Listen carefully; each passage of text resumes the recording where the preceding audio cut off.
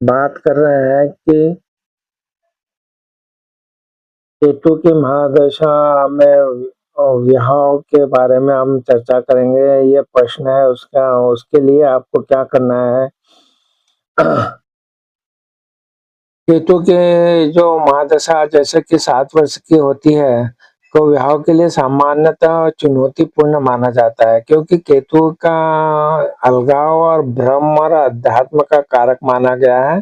इस दौरान विवाह में देरी, अरुचि या साथी से वैचारिक मतभेद हो सकते हैं। यदि केतु कमजोर हो तो तलाक या विवाह टूटने की संभावना भी बढ़ जाती है। हालांकि यह अवधि कर्म और पूर्व के जन्म के साथी से मिलन का संकेत भी हो सकता है।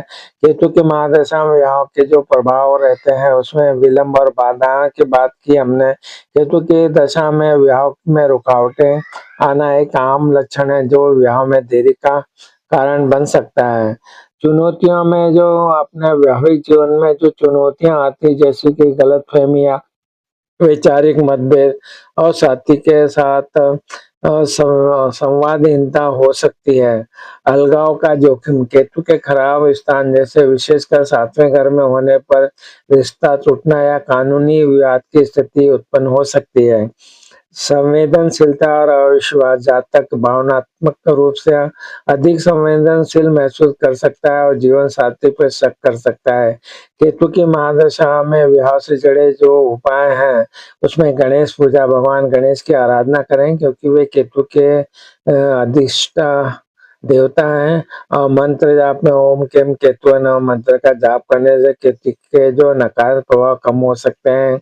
दान में कुत्तों को भोजन कराना या कंबल का दान करना शुभ माना जाता है।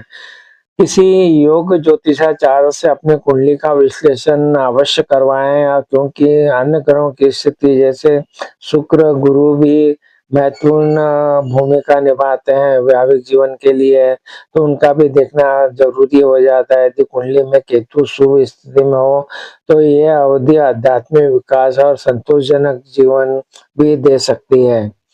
अब जो हमने बात करना है आगे में, हम बात करेंगे कि केतु की महादशा में क्या लक्षण आपको मिलेंगे। केतु की जो 7 साल के महादशा की हमने चर्चा की कि महादशा में जीवन में जो 7 साल की होती है, जीवन बड़े अचानक और बदलाव लाती है। इसके मुख्य लक्षणों में जो सांसारिक मोह,